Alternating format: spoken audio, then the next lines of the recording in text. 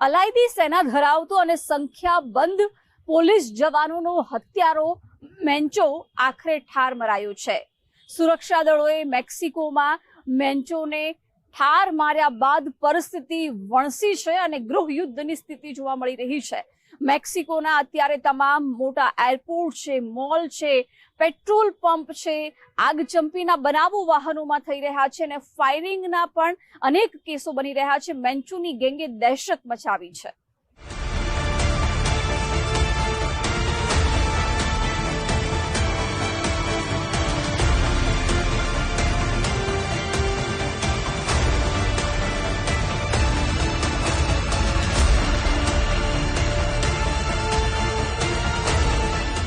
વિશ્વના most wanted drugs તસ્કરોમાં એક અલ મેન્ચો ઠાર મરાયો। દુનિયાભરમાં મેક્સિકોની ડ્રગ્સ કાર્ટેલ કુખ્યાત છે।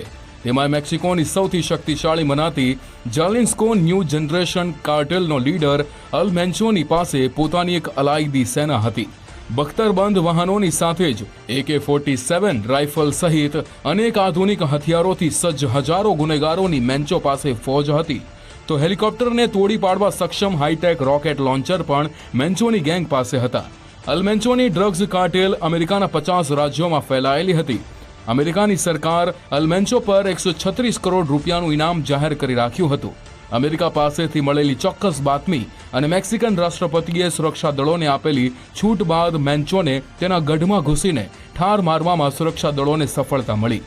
અમેરિકાના ગુપ્તચર વિભાગ તરફથી મેક્સિકોના ડિફેન્સ વિભાગને અલ મેન્ચોના છુપાવવાના સ્થળ અંગે ચોક્કસ બાતમી મળી, જે બાદ જાલિન્સ્કો રાજ્યના તાપલ્પામાં સુરક્ષા દળોએ ઓપરેશન હાથ ધર્યું। તાપલ્પાનો સમગ્ર વિસ્તાર અલ મેન્ચોના ડ્રગ્સ કાર્ટેલનો ગઢ ગણાય છે। અહીં ગત મોડી રાત્રે મેક્સિકોની સેના ઘેરો મજબૂત બનાવીને મેન્ચોના ઠેકાણા સુધી પહોંચી તો અલ મેન્ચોના ડ્રગ્સ કાર્ટેલમાં સામેલ કુખ્યાત ગુનેગારોએ સુરક્ષા દળો પર આડેધડ ફાયરિંગ શરૂ કરી દીધું। મેક્સિકોની સેના અને મેન્ચોના ગુંડાઓ વચ્ચે લાંબા સમય સુધી આડેધડ ગોળીબાર ચાલ્યો, જેમાં કુખ્યાત અલ મેન્ચો ગોળી વાગતા ગંભીર રીતે ઇજાગ્રસ્ત થયો। મેક્સિકોના સુરક્ષા દળો હેલિકોપ્ટર મારફતે અલ મેન્ચોને મેક્સિકો સિટી તરફ લઈ જતા હતા। જો કે મેક્સિકો સિટી પહોંચે તે પહેલા જ રસ્તામાં જ અલ મેન્ચોનું મૃત્યુ નિપજ્યું। મેક્સિકોની સેનાના ઓપરેશન દરમિયાન અલ મેન્ચો ગેંગના 9 અન્ય સાથીઓના પણ મોત થયા, જ્યારે 100થી વધુ લોકો ઇજાગ્રસ્ત થયાના અહેવાલ મળી રહ્યા છે।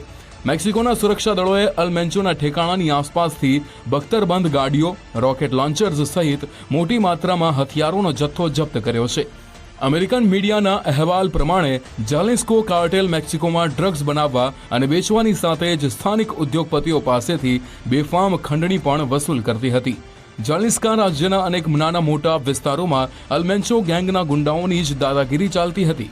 અમેરિકામાં દર વર્ષે 80,000થી 1 લાખ યુવકોના મોત મેક્સિકોથી આવતા ડ્રગ્સના કારણે થતા હતા, જેથી અમેરિકન રાષ્ટ્રપતિ ડોનાલ્ડ ટ્રમ્પનું વહીવટી તંત્ર અલ મેન્ચો પર પગલાં લેવા દબાણ કરતું હતું।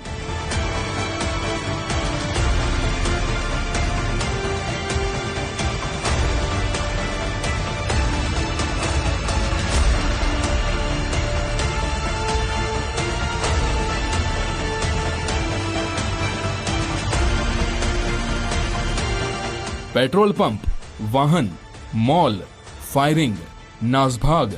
મેક્સિકોના કુખ્યાત ડ્રગ્સ માફિયા અલ મેન્ચોના મોત સાથે જ ઠેર ઠેર તોડફોડ, હિંસા અને આગચંપીના બનાવો સામે આવ્યા। અલ મેન્ચોના સમર્થકોએ હાઈવે જામ કરીને સંખ્યાબંધ ગાડીઓમાં તોડફોડ કરવા લાગ્યા। ડ્રગ્સ માફિયાની હથિયારબંધ ટોળકી એક પેટ્રોલ પંપ પર પહોંચી વાહન ચાલકો અને સ્ટાફને ફાયરિંગ કરીને ભગાડ્યા, જે બાદ પેટ્રોલ પંપને આગને હવાલે કરી દીધું। તો સંખ્યાબંધ રસ્તાઓ પર નાના અને મોટા વાહનોમાં આગ લગાડીને ડ્રગ્સ ગેંગના ગુંડાઓ નાસી છૂટ્યા। મેક્સિકોના અનેક શહેરોમાં આગના ધુમાડા દૂર દૂરથી ઉઠતા જોવા મળી રહ્યા છે। આ ડ્રગ્સ સિન્ડિકેટના સભ્યો શહેરમાં જતા આવતા લોકો પર આડેધડ ગોળીબાર કરીને દહેશત મચાવી રહ્યા છે।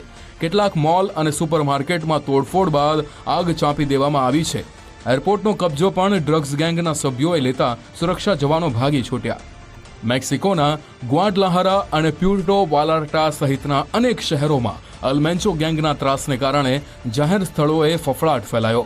મોટાભાગના લોકો જીવ બચાવવા માટે થઈને ઘરોમાં જ કેદ થયા। ભારતીય દૂતાવાસે મેક્સિકોમાં વસવાટ કરતા લોકોને થોડા દિવસ સાવચેત રહેવાની તાકીદ કરી હતી। જાલિન્સ્કો કાર્ટેલ પાસે અલ મેન્ચો બાદનો કોઈ નેતા નથી, જેને જોતા અંદરો અંદર વર્ચસ્વની લડાઈ વકરી તો વધુ લોહી વહી શકે છે. મેક્સિકોનો સૌથી શક્તિશાળી અને ખૂંખાર ડ્રગ્સ માફિયા અલ મેન્ચો દુનિયાના સૌથી વોન્ટેડ ગુનેગારોમાંનો એક હતો. એક સામાન્ય પરિવારમાં જન્મેલા અલ મેન્ચોનું મૂળ નામ નેમિસિયો રૂબન ઓસેગુએરા સર્વેટસ હતું. તેનો જન્મ 17 જુલાઈ 1966ના દિવસે થયો હતો.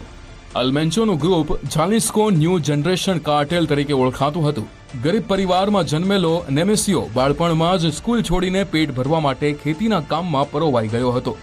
વર્ષ 1980માં ગેરકાયદે અમેરિકા પહોંચીને નેમિસિયો ત્યાંની ડ્રગ્સ કાર્ટેલમાં જોડાઈ ગયો. જો કે ડ્રગ્સ તસ્કરીમાં પકડાઈ જતા થોડીક સજા કાપ્યા બાદ તેને ફરી મેક્સિકો ડિપોર્ટ કરવામાં આવ્યો. અહીં પરત ફર્યા બાદ તેણે થોડો સમય જલિન્સ્કોના નાના શહેરોમાં પોલીસ કર્મચારી તરીકે કામ કર્યું, પરંતુ પોલીસની નોકરી પસંદ ન આવતા થોડા સમયમાં જ કુખ્યાત મિલેનિયો ડ્રગ્સ કાર્ટેલ સાથે જોડાઈ ગયો. વર્ષ 2009થી 2011 દરમિયાન મિલેનિયો ડ્રગ્સ કાર્ટેલ તૂટી ગઈ. આ સમયે અલ મેન્ચોએ ખૂબ જ ટૂંકા ગાળામાં પોતાની અલાયદી ગેંગ ઊભી કરી દીધી. મેન્ચોની ટોળકી ફેન્ટેનિલ, કોકીન, હિરોઇન અને મેથેમ્ફેટામાઇનનું ઉત્પાદન કરીને અમેરિકામાં જ મહત્તમ તસ્કરી કરતી હતી, જેથી કંટાળેલા અમેરિકાએ અલ મેન્ચોની ધરપકડ માટે 136 કરોડ રૂપિયા જેવી માતબર રકમનું ઇનામ રાખ્યું હતું.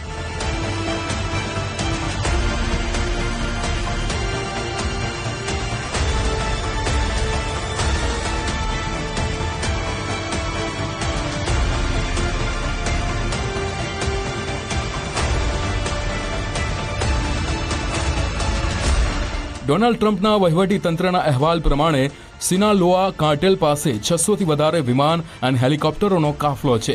આ સંખ્યા મેક્સિકોની સૌથી મોટી એરલાઇન કંપની કરતાં પણ 5 ગણી છે. અલ મેન્ચોની ડ્રગ્સ કાર્ટેલ પાસે હાઈટેક ડ્રોન, બખ્તરબંધ વાહનો, મશીન ગન, ટેન્ક અને બોડી આર્મરથી સજ્જ ગ્રુપ છે. અલ મેન્ચોની ગેંગના સભ્યોની સંખ્યા વર્ષ 2022-23માં અંદાજે 1,60,000થી લઈને 1,85,000 હોવાનું માનવામાં આવે છે. મેક્સિકોના અનેક વિસ્તારો પર અલ મેન્ચોની ટોળકી સમાંતર સરકાર ચલાવતી હતી. Bureau report, Gujarat first.